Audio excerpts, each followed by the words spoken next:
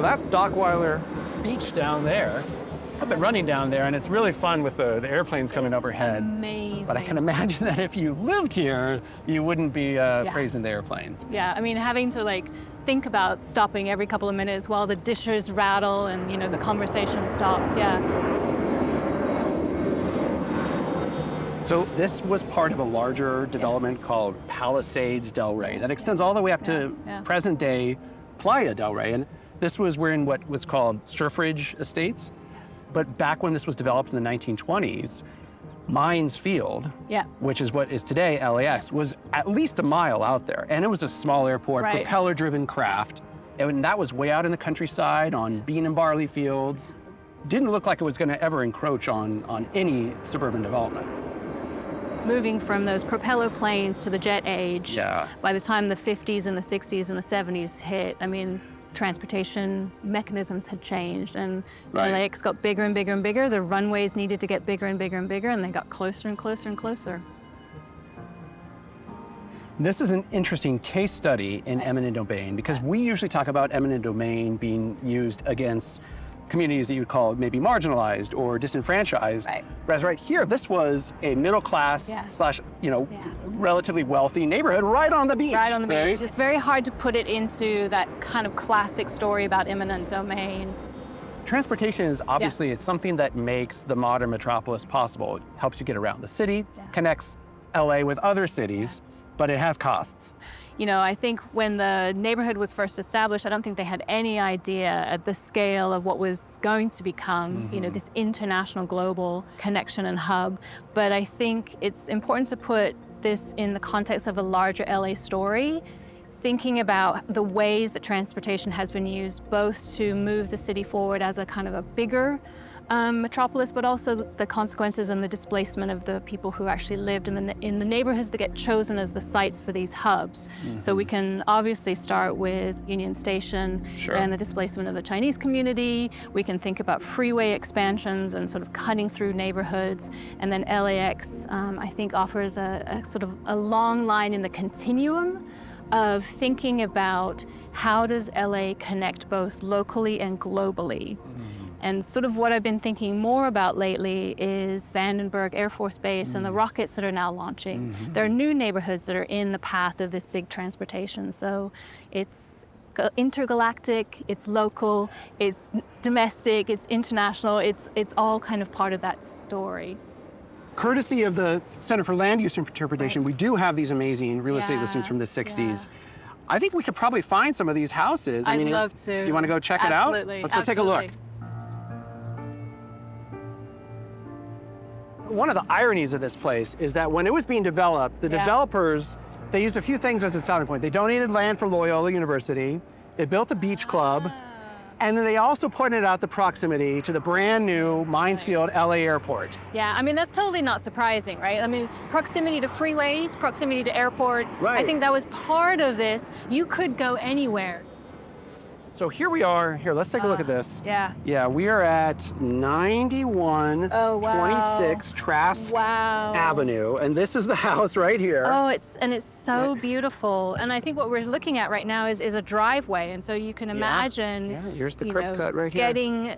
Pulling the sort of huge car in. Right. I think one of the things that it's really exciting as a historian is to have these records that sort of can live on even though the physical has sort of been demolished, but it enables us to do exactly this, to stand in a place where something once existed. And so these archives are amazing. I mean, this is a real estate listing, just like what you'd find on Zillow today, but it tells a story. So on to the next one? Take us down this way, right? Perfect. Okay. Surfridge is unlike any ghost town I've ever visited. Walking its once suburban streets today, you find yourself longing for the most mundane sounds of Southern California life.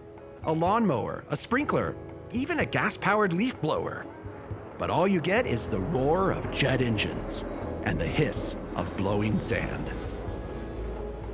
So 4 or 5 decades after the houses came down here, nature really is taking over. And it's not just the plants. I mean, we're walking atop sand dunes, right?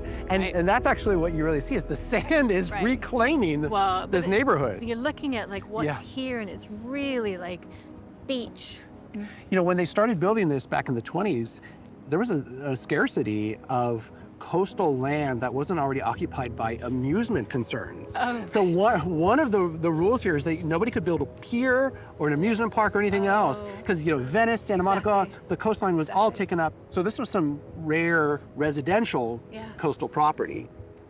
So this is where we are right here. We're at 255 Jacqueline Street. 3-bed, 1-bath. It's going for $34,950. Sounds about a good price. Yes, I know. And for how long was it standing from that point on? Yeah, I mean, the eviction process, or at least the expansion that set the eviction process in place, that started in 68.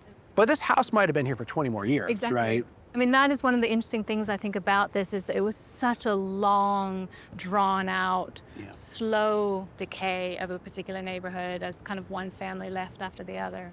So the best line here is the property will go up in price as this section of Playa del Rey is excellent.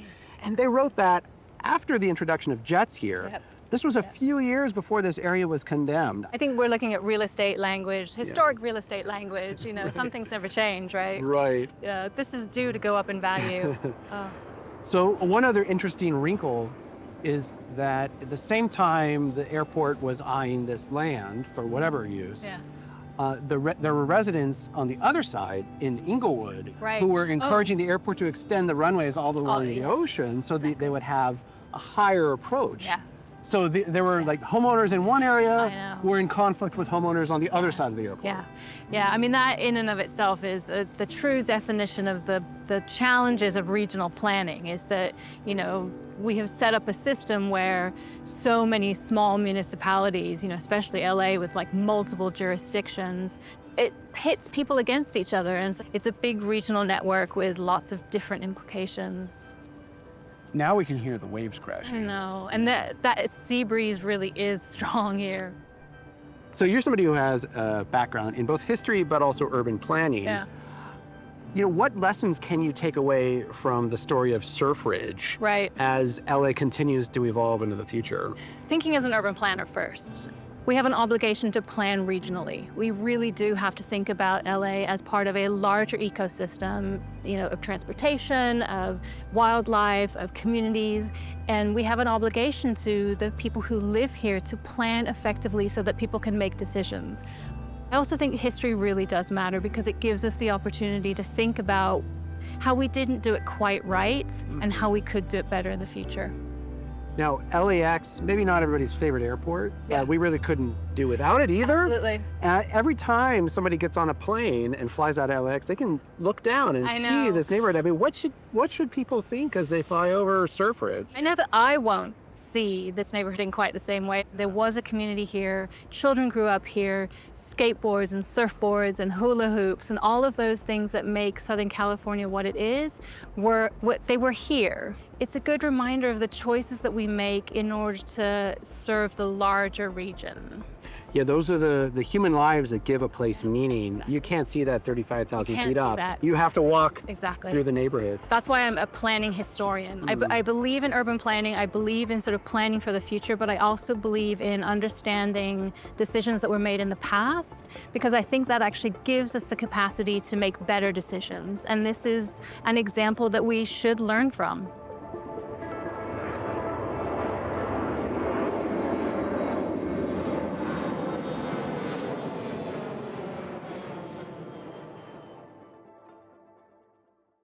Thanks so much for watching. Subscribe to PBS SoCal for more.